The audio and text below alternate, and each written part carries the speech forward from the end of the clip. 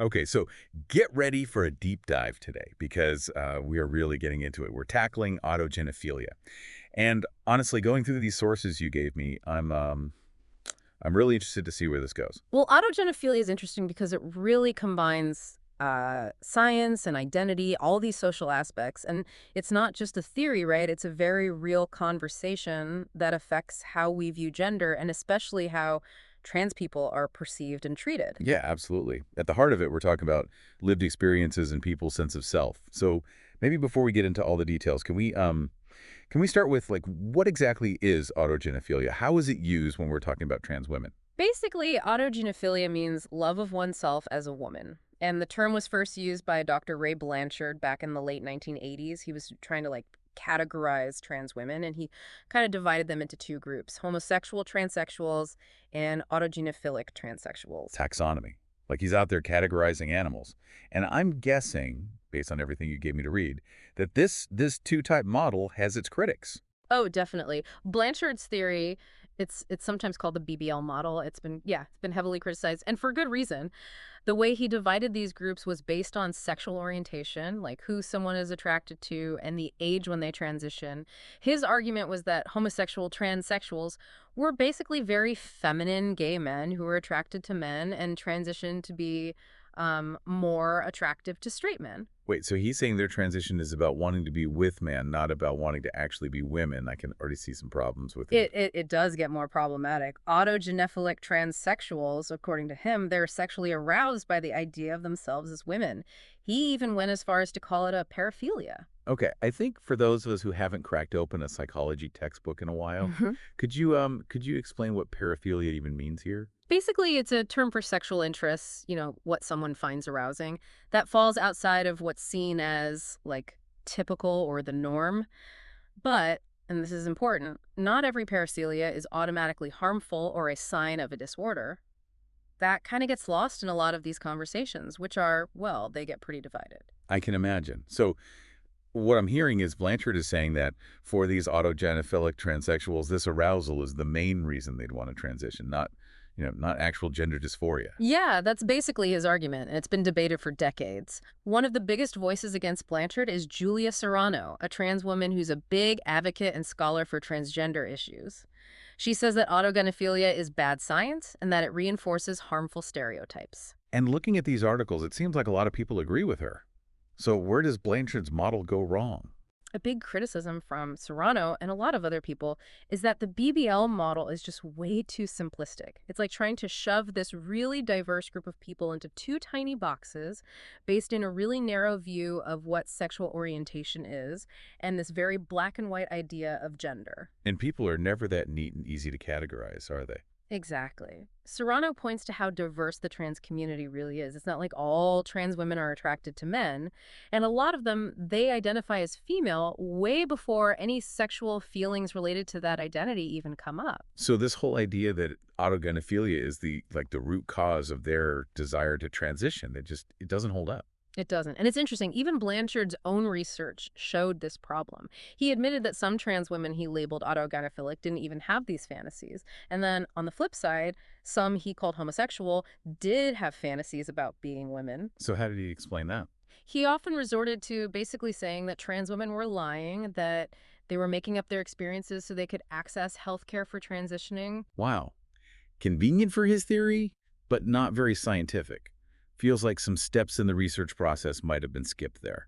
You've hit on something really important. Good science needs to be falsifiable, meaning it can be disproven.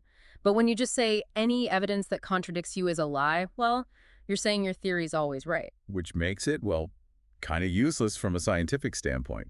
So we have a theory with some iffy foundations and a tendency to just call anything, it doesn't like a lie. Not a great start. What else is in all this research? Well, this is where it gets really interesting. Newer research throws a big wrench into the whole autogynephilia idea. One study in particular by Charles Moser and his team, they looked at these autogynephilic fantasies in trans and cisgender women. Okay, now that's how you design a study. Mhm. Include that control group, what they find. What they found was really unexpected. A surprisingly high number of cisgender women, so women assigned female at birth who identify as women, they also had these fantasies. Wait, cis women fantasizing about themselves as women? Yeah. Doesn't that completely contradict this idea that autogynephilia is unique to trans women? Exactly. In Moser's study, it was a huge number. Like 93% of cis women said they had at least some level of what he called autogynephilic fantasy, and 28% experienced it frequently. Whoa. So much for that being a defining feature for a specific group of trans women. Right. It really calls the whole concept into question. What this research suggests is that these fantasies, they might be a lot more common and way less meaningful than Blanchard and people who support his work claimed. Okay, so if these fantasies aren't a good way to understand transgender identities, what are some other explanations? This is where we start getting into the complexity of gender, right? Exactly. A lot of researchers are like moving past this narrow focus on these specific fantasies and using the term female feminine embodiment fantasies, or FEFs. FEFs, okay, that's a mouthful. What's the difference? It's a much broader, more inclusive way of thinking about these experiences. FEFs cover all sorts of thoughts and feelings related to like what it feels like to be in a body, including fantasies about someone's physical body, their clothes, the roles they play in society, really. Anything that has to do with being seen as female or feminine. So less about a specific sexual thing and more about like the whole experience of expressing gender and how someone wants to exist in the world. Exactly. And the important difference is that there could be all sorts of reasons for FEFs. How someone was raised, cultural norms, just personal preference, and yeah, even sexual desire. And because it includes all these different experiences, it doesn't automatically make those experiences about being sick or overly sexualized, which is a problem with how autogynephilia is often used. Which feels really important, right? Because a lot of trans women and their allies, that autogynephilia framework just feels so dismissive. Like you're reducing their identities to just a sexual thing Right. and ignoring the very real distress that many experience because of gender dysphoria. That feeling of like discomfort or unease because their assigned sex and their true gender identity don't match. Absolutely. And that distress, that dysphoria, that's the main reason behind a lot of trans women wanting to transition, not some sort of sexual compulsion. Makes you wonder if autogynephilia is even a useful term, or if it just makes things more confusing. Wow. But we should probably pause there. When we come back, we'll get into some of the alternative explanations for transgender identities and experiences that you found in your research. Yeah. So that research by Moser and Veal really is something. It really challenges that whole idea of autogynephilia. Yeah, for sure. And what's even more interesting is how it makes us think about the role society and stuff plays in shaping our desires and how we see ourselves. Okay, say more about that. What do you mean social forces playing into these fantasies, especially for, like, cisgender women? Well, think about it. Women's bodies, they're constantly being objectified, sexualized. Everywhere you look, ads, movies, even just conversations, it's all telling women how they should look, how they should dress, how they should act. It's like we're all swimming in this sea of expectations, whether we realize it or not. Exactly. So it makes sense that some women, cis and trans, would internalize those messages, right? They might find themselves feeling aroused or excited by things related to fitting into those societal ideals. But that doesn't automatically mean there's something wrong with them, or that those fantasies are the only reason behind their identities. So these fantasies, maybe even for some trans women, they might be more about navigating those pressures and expectations from society, not some kind of like inborn psychological difference. That's what a lot of researchers are suggesting now. These fantasies could just be a completely normal part of human sexuality, shaped by the culture we're immersed in. Which brings us to another theory from these articles, the emasculation trauma theory. This one seems to take a very different approach. It does. This theory says that some trans women's experiences, specifically those who might relate to the autogynephilic label, could be connected to trauma they went through as kids. Trauma. I'm really curious about that connection. So imagine a young boy, right, and he's naturally drawn to expressing himself in ways that aren't, like, traditionally masculine. Maybe he likes feminine clothes, toys, or ways of playing. Now imagine if this kid is constantly bullied, made fun of, or even punished for expressing himself that way. He's being told over and over again that something so fundamental about him is wrong, bad even. That's going to have an impact. Exactly. And this theory says that these experiences can make him feel disconnected from being male and make him long to embody a female identity instead. And those desires might show up as these feminine embodiment fantasies. So it's almost like a coping mechanism, a way to escape the pain and rejection. That's a good way to put it. It's a way for them to regain some sense of control over their bodies and who they are after having those things taken away. I see. So how does this emasculation trauma idea change how we think about autogynephilia. It feels like a totally different way of understanding those experiences. It is. Instead of using this very clinical language of paraphilias and disorders, it suggests that these desires might come from a very human response to trauma. It's a much more empathetic and nuanced view. And importantly, it doesn't dismiss the very real pain and struggles that a lot of trans women go through. Exactly. It validates their experiences rather than just labeling them as deviant. Okay, so to recap, we've got Blanchard's model, which divides trans women into these two rigid categories. Then there's Serrano's critique, which questions the science behind that model and shows how diverse the trans community actually is. We've talked about research on FEFs, suggesting that these fantasies might be totally normal and influenced by social factors. And now we have the emasculation trauma theory, which presents this really interesting link between childhood trauma and the experiences of some trans women. And it's really important to remember that all these discussions are happening in this larger social and ethical context. You're right, this isn't just some theoretical debate. These ideas have real-world consequences for people. And one thing that really stands out from all this research is how ethically tricky it is to use a term like autogynephilia to explain trans identities. You're absolutely right. Words matter. And that word autogynephilia, it comes with a lot of baggage. It sounds so, I don't know, clinical, like a medical diagnosis or something. Exactly. And that's the problem. It reinforces this outdated and harmful idea that being transgender is a mental illness. Which is a view that has been used to justify discrimination against trans people and deny them access to healthcare and legal rights. It's dehumanizing. Imagine being told that your identity, this thing so core to who you are, is just a sexual fetish. It's incredibly invalidating, and it's important to keep in mind that trans people experience much higher rates of violence, discrimination, and suicide.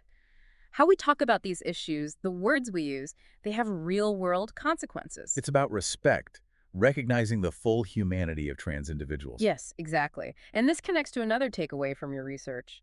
How dangerous it is to say that any kind of gender nonconformity is a sign of mental illness. Right. This goes beyond just trans identities. It's about the entire spectrum of gender expression. Exactly. Blanchard's model and all this talk about autogynephilia, they reinforce a very rigid binary view of gender. They say any deviation from those norms, especially for people assigned male at birth, is automatically a bad thing. It's like this underlying fear of men expressing anything feminine. And unfortunately, that fear can have a really negative impact on self-expression, creativity, mental health, everything. Yeah, it keeps this idea alive that men always have to prove how masculine they are, which can be incredibly damaging. So even though this conversation about autogynephilia is specifically about trans identities, it impacts so much more than just that community. It challenges how we think about gender, sexuality, human diversity in general. It makes us see that we are complex beings shaped by so many different things, and that we can't just reduce people to simple categories or labels. It's about the right to define your own identity, the right to be who you are, no matter what society expects or how narrowly it defines normal. We've covered so much today, from how the autogynephilia theory started to the arguments for and against it. We even talked about the bigger social and ethical questions this whole debate raises, but there's always more to unpack. In part 3, we'll wrap up our deep dive by thinking about what this all means for you, the listener, and explore some of the really profound questions about identity and social influence. You know, after looking at all this research on autogynephilia, hearing these different sides, I just keep wondering how much of who we are, our desires, our identities, is like really hardwired versus, shaped by the world we're in. It's that classic question, right? Nature versus nurture. And all these sources really make you think about how much our environment, how we're raised, shapes even our deepest sense of self. It really does. I mean, it makes you wonder, if I'd grown up in a totally different time, different place, different people, different ideas, would I even be the same person? Same desires, same beliefs? Like, would I even see my own identity the same way? It's kind of a lot to think about. It really is mind-blowing. But think about that research on the feminine embodiment fantasies, for example. Even our fantasies, they aren't just coming out of nowhere. They're influenced by all those messages, all those images we see constantly every day. And then there's that emasculation trauma theory saying those really early experiences, like how you're treated as a kid when you express gender, that can have a huge effect on how you see yourself later on. It makes you realize that even the things we think are so personal, so deeply ingrained, they might actually be more flexible, more adaptable than we think. It's like we're all following these invisible scripts about gender, without even realizing it. Yeah, exactly. And this matters for way more than just trans identities. It challenges us to really think about our assumptions about what's natural or normal because a lot of times those categories, they're just made up by society and they can definitely change. So after all this, what's the takeaway for someone listening? Why should they care about this whole debate over a term like autogynephilia?